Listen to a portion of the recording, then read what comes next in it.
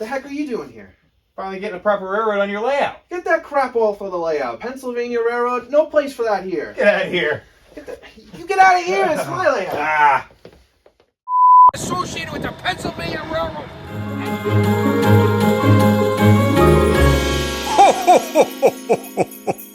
Merry Christmas, everyone! Hello, everybody, and welcome back to day 5 of the 12 days of RJ's Trains. 12 videos in 12 days in the lead up to Christmas Day.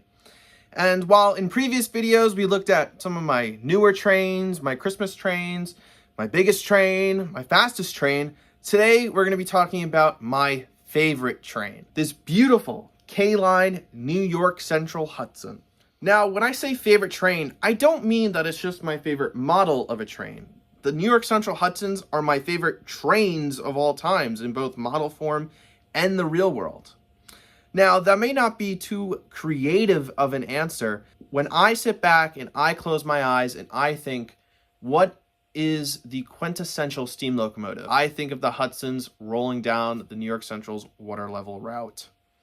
Now, the New York Central Hudsons don't also just look amazing. They also played an important role in the history of American railroading, which is another reason why I love these Hudsons. By the late 1920s, as passenger demand rose, the New York Central's existing fleet of 462 Pacifics could no longer pull the longer and heavier passenger trains at competitive speeds. The 464 Hudsons allowed for a larger firebox and therefore able to maintain higher speeds. The Hudsons led the Central's flagship services, such as the 20th Century Limited. Departing from Chicago's LaSalle Street Station, the Hudsons flew past freight trains, commuter trains, cornfields, and hundreds of small towns at speeds over 120 miles an hour to traverse the 961 miles in just 16 hours. The Hudson's journey would end in Harmon, New York, for an electric to pull the trains the final 45 minutes to New York City's beautiful Grand Central Terminal.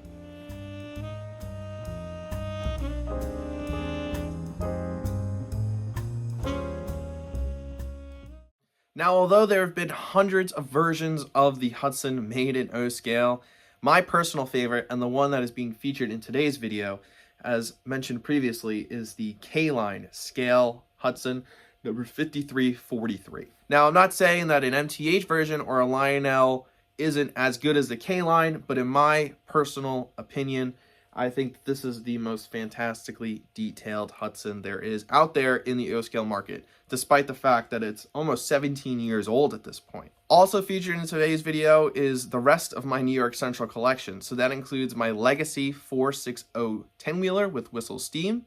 We also have a TMCC S motor, number 125, a great piece that hasn't been seen on the channel in a long time.